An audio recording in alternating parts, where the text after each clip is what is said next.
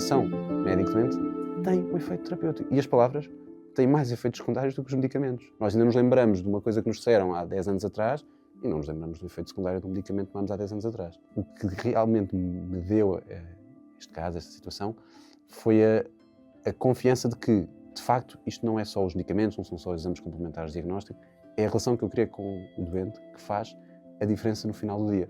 É diferente eu telefonar-lhe a dizer: olha, vamos ter que alterar o dia da injeção, ou ligar um administrativo.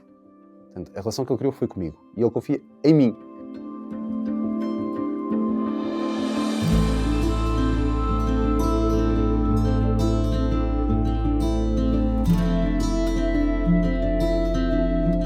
O meu nome é Tiago Duarte, sou médico psiquiatra e trabalho há 10 anos. Nós conhecemos há 10 anos, na altura eu era interno do primeiro ano de psiquiatria e foi-me comunicado que haveria um doente que estaria na neurocirurgia para ser transferido para o serviço de psiquiatria e que tinha-se fenestrado, portanto tinha-se atirado de uma janela, de um primeiro andar, de uma altura de 4 metros, tinha embatido com a cabeça no chão, estava internado na neurocirurgia com uma hemorragia, que entretanto já estaria estabilizada e que seria para ser observado e seguido na psiquiatria. Portanto, na altura ele tinha 46 anos. O que nós considerávamos era que ele tinha feito uma tentativa de suicídio. Há vários motivos para as pessoas se suicidarem. E na altura achei que seria um quadro depressivo. Depois nós, não na primeira entrevista, mas depois fomos apurando ao longo do internamento, era que ele sentia-se em perigo. Portanto, havia uma ruptura com a realidade e interpretações erróneas das coisas que se associavam à volta dele, e ele começou a achar que havia carros na rua que o andavam a perseguir e atira-se da janela para fugir destes senhores que o podiam matar. Portanto, no fundo, ele ia-se matar antes que o matassem. Era por isso que ele se tentou suicidar e não por estar num episódio depressivo. Não estava deprimido, era muito, muito assustado. E tinha uma coisa, que são vozes de comando, é um termo técnico, que são vozes que nos dizem para fazer coisas, dão-nos comandos. E a voz diziam: atira-te, que é a única maneira de te safar.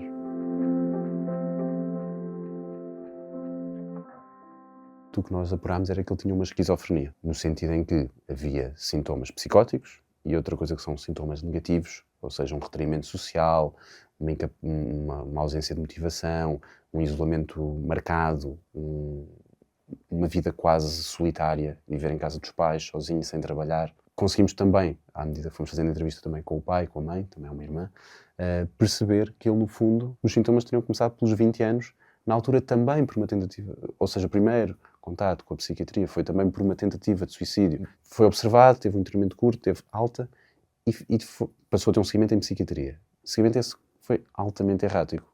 A mãe, como era enfermeira, ia pedindo a alguns médicos medicação e foi fazendo medicamentos que não estariam indicados para um quadro de esquizofrenia. Eram benzodiazepinas, que são, no fundo, ansiolíticos, cujo objetivo é uma toma durante 2, 3 meses, e ele estava a tomar há 20 anos. Ou seja, ele estava desde os 20 anos a morar em casa dos pais, tinha frequência universitária, mas não acabou o curso, e daí para a frente, começou daí para a frente, foi só para trás. Ou seja, não conseguiu autonomizar-se, nunca teve uma profissão estável, nunca acabou por ter uma relação também estável, nunca saiu de casa dos pais, e cingiu-se a uma vida muito precária, muito deficitária, muito isolada, que se tivesse feito um seguimento mais regular seria diferente. No fundo, o que se verificava é que a mãe tem um tio que teria um diagnóstico de um quadro psicótico, não sei se era uma esquizofrenia, se era uma doença bipolar. E a mãe tinha muito medo que o filho fosse igual ao que ela achava que o tio era. Que tomasse medicação que o deixava a salivar, que ficaria internado eternamente. E, portanto, o estigma da mãe, face ao que ela considerava que era uma esquizofrenia, fazia com que ela não deixasse o filho procurar ajuda de psiquiatria, porque se lhe metiam este carimbo, era um desastre. Ela percebia que alguma coisa não estava certa. Tinha muito medo era de assumir que era isso. Mas ao ter medo de assumir que era isso, também nunca procurou o tratamento que poderia ajudá-lo. Este caso marcou-me em primeiro lugar porque foi o primeiro doente com quem eu fiquei, como sendo médico assistente. Em segundo lugar, porque ao ser o médico assistente dele, teria de ser eu a tomar as decisões no melhor interesse dele. E o maior problema para mim era como é que eu vou convencer um doente que acha que não tem uma doença a tomar um medicamento que o pode ajudar nessa doença, quando a própria família também acha que ele não tem essa doença. Portanto, ninguém acha, só eu e a equipa médica. As coisas acabaram por correr bem. Porque, apesar de ele achar que não tinha a doença, ele concordava que algo não estava certo e confiou em mim. E é isso que também mexeu um bocadinho comigo. Eu, com muito pouca experiência em psiquiatria, este senhor, muito mais velho que eu, estava a depositar a confiança e a autonomia da vida dele em mim. E isso acabou por mexer comigo e ao atribuir-me essa confiança, eu também senti que tinha que estar à altura da mesma. Ele é muito interessado em política, em ciência política, em direito, gosta muito de livros, e então começámos a debater livros. Na altura, um livro qualquer, o que ele estava a ler, eu comecei a ir mais por esse lado, porque eu percebi que se ele confiasse em mim, eu teria capacidade de conseguir ajustar a medicação, mesmo ele discordando. E mexeu comigo na altura o impacto que a minha relação com ele tem em termos terapêuticos, porque ele tinha um pré-conceito, uma ideia concebida do que é que seria um psiquiatra, a mãe também tinha uma ideia pré-concebida do que é que seria os efeitos dos medicamentos, a carga de um diagnóstico e qual é que seria a minha abordagem. Ela achava que eu só ia dar comprimidos e não queria saber mais nada dele.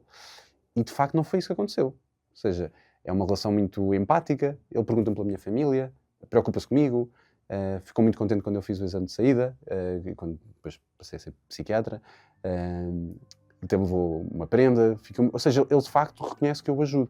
E isso veio da relação que eu queria com ele, não foi dos medicamentos.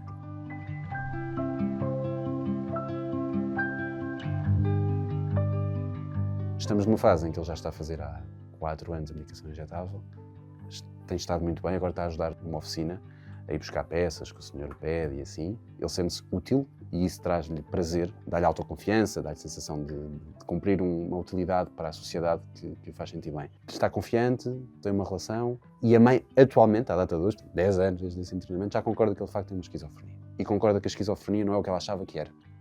E acho que era aí que estava o busilio.